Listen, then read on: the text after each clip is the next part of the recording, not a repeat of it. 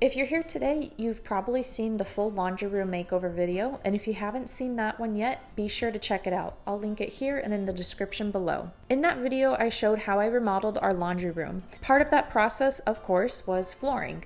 So here is the in-depth floor transformation process, along with my honest review of the Rust-oleum floor coating kit. The first step is preparing the tile. I swept up all of the existing dirt, then went on top with a wet Swiffer, and then with a scrubber brush and Dawn dish soap and cleaned off the tiles as well as the grout lines. I made sure to really scrub those grout lines to clean them. Next is the sanding test. For this, I painted a small section on the tile, and after it dried for 12 hours, I took a utility knife and made an X in the coating of the paint. Then I put a piece of duct tape on top of it and I ripped it off really fast. And the instructions said if more than 10% of the paint comes off, the floor needs to be sanded first. Luckily, only a couple specks came off mine, so I did not need to sand the tile. After that, and after taping off any areas I didn't want to get paint on, I got my paint roller ready. The roller I'm using and the one recommended is a 3/8 inch nap roller. On the instructions, it said only one coat of this base paint is required, but I needed 2, almost 3 coats of the paint. As you can see, with the first coat dried, a lot of that original color was coming through, so I definitely needed a second coat.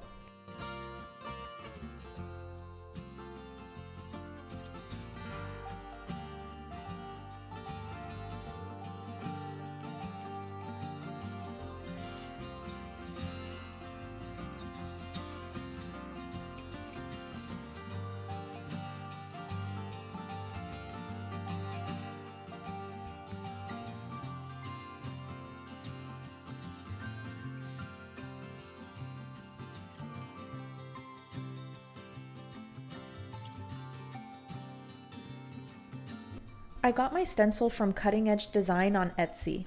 I was really pleased when my order came in. The stencil was very thick and sturdy, and the seller even included these free stencils. How cute are these? The instructions for the stencil say spray adhesive is optional, but I opted to use it, hoping it would make the project even easier.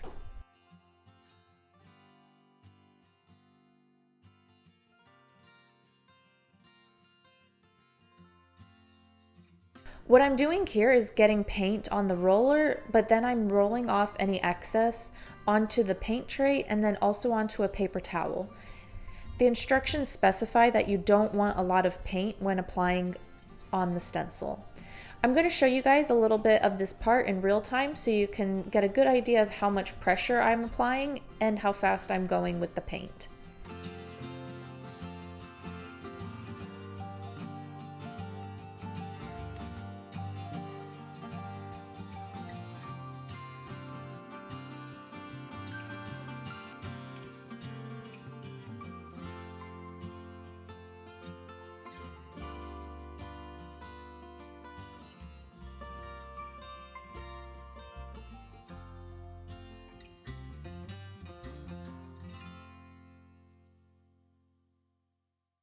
I sprayed the back of the stencil, then put it on my tile. The first tile, I'll tell you what I did wrong. I had way too much paint on my roller and applied too much paint at once, causing a lot of bleed through. I knew this tile would be under my cabinet, so I just continued with trial and error as I went. Lots of errors were made, so please learn from my mistakes. The next tile, I tried to apply less pressure as I rolled, and I tried wiping off even more of the wet paint onto a paper towel before applying.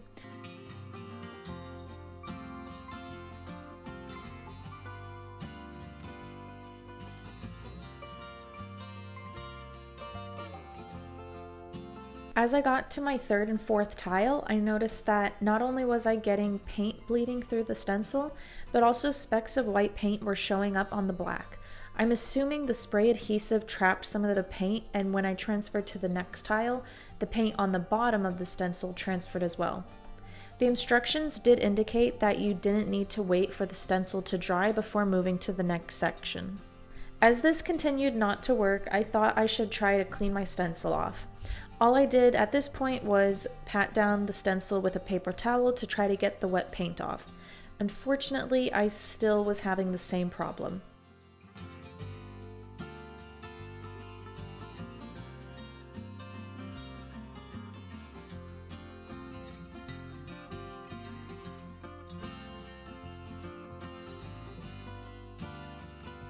Here's a close-up of the stencil design on the tile. It's not horrible, but it's also not perfect, especially with the side-by-side star pieces not aligning. I also tried to go back to my second tile to re-stencil it, but that just made it look like it had 2 layers.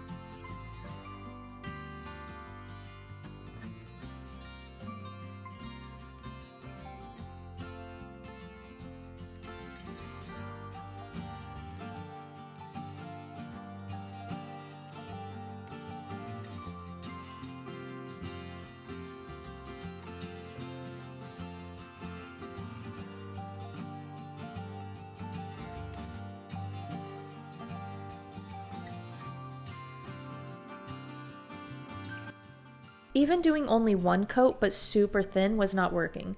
The black was showing through the white and I was still getting the bleeding. At this point, I was thinking I would continue on this path, but touch up every tile and star piece after it dried. Spoiler alert, I did not do that, and I do not recommend you trying that. It's a bummer because standing up or standing from afar, it looks really good, but up close, and if you're staring at it, I could definitely see my flaws.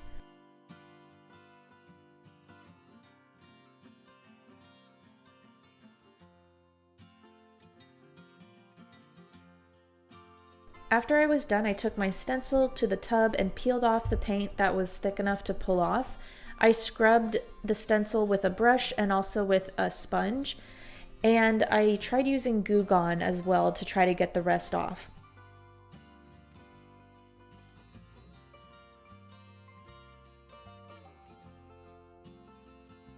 The stencil isn't totally clean, but I got a lot of paint off.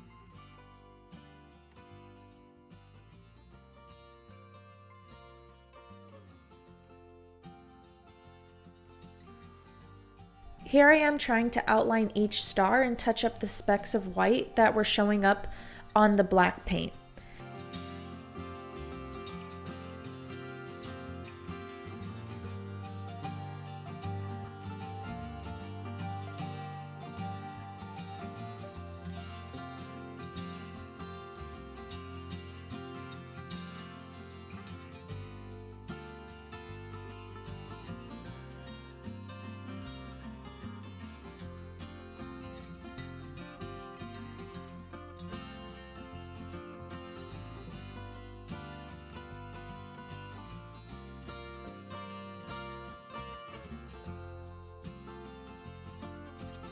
As you can see, once it dried, it was not the same color black. So now I have stars, specks, and spots.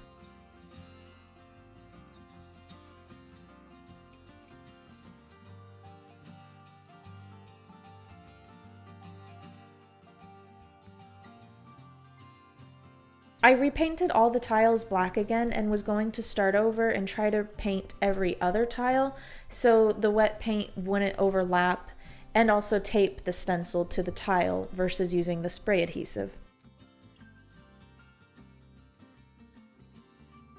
Here is after I applied the first recoat of black paint. I almost thought of leaving it like this, kind of like a faded gray design, but I opted out of this idea.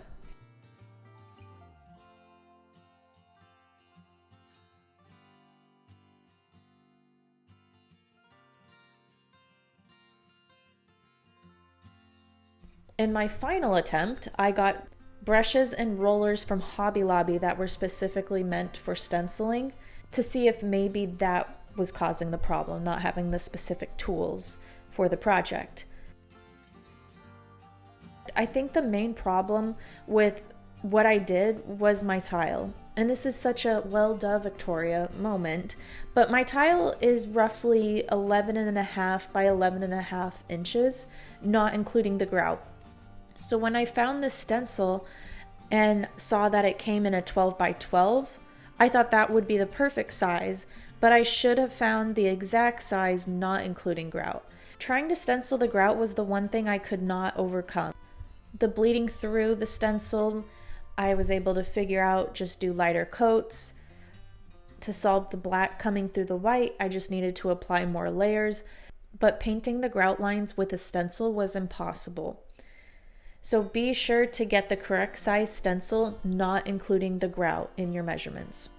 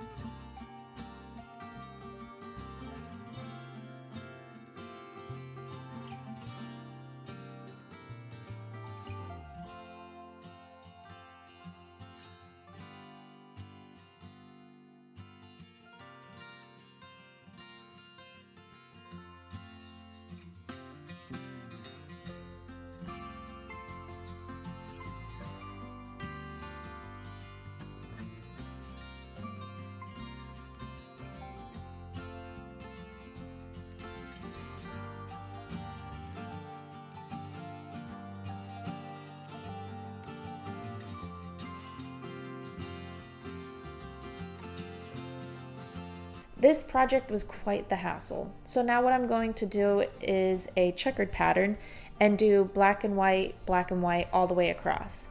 I think using a stencil in this project made it more of an advanced DIY. So from my experience, I would just say proceed with caution if you're not familiar with stenciling like I was. And maybe have more than just one day of experience with stencils. I think the last time I stenciled something was 10, 15 years ago, and that was for like a scrapbook, flat paper, and nothing really this advanced.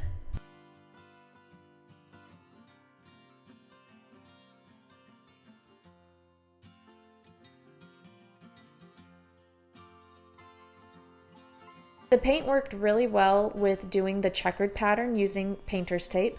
I only had to touch up a couple of areas. This was very satisfying, especially after the stencil let down. I was so excited to use the stencil, but I just could not get it to work for my specific project.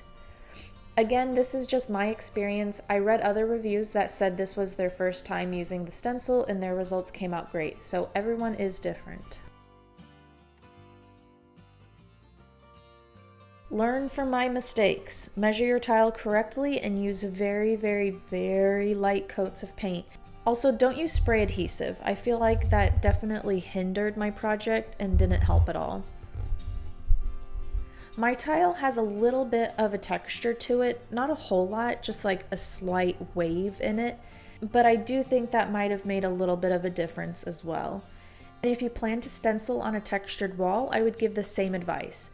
Maybe try doing a test piece first.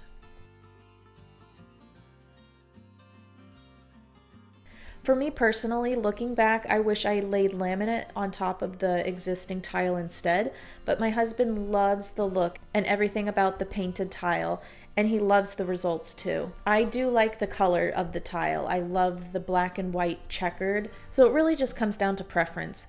I wouldn't mind using this again in a bathroom, for example, where laying new flooring might be more difficult because of an existing toilet or other appliances.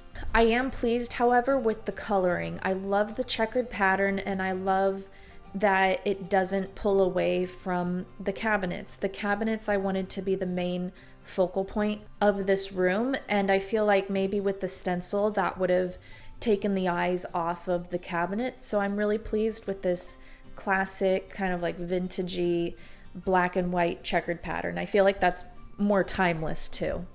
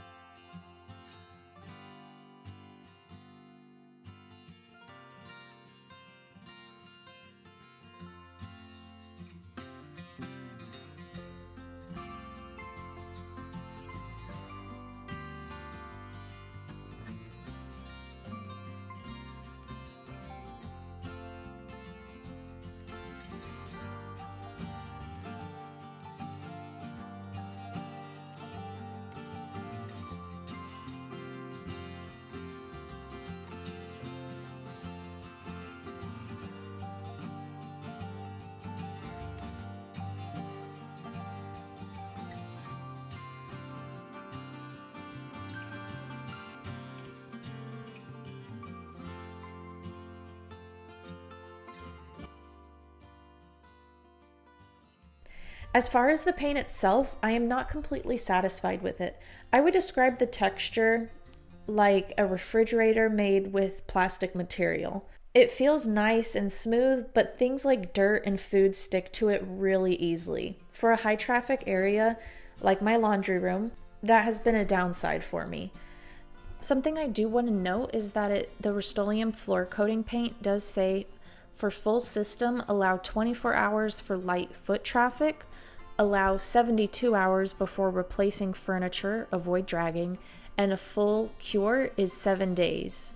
I looked back at my timestamps on my video just to make sure I'm not misquoting, but I finished painting our top coat of the tile on June 3rd, and our washer and dryer didn't get delivered until June 11th. So we definitely waited that 7 days before putting our appliances on it.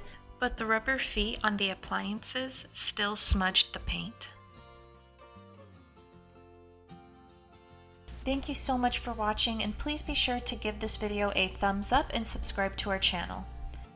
If you liked this video, make sure you check out the full laundry room makeover video if you haven't already. In the next little bit, I'll be posting another video of how I painted the laminate cabinets here in the laundry room, so make sure you're subscribed so you can see when that one comes out.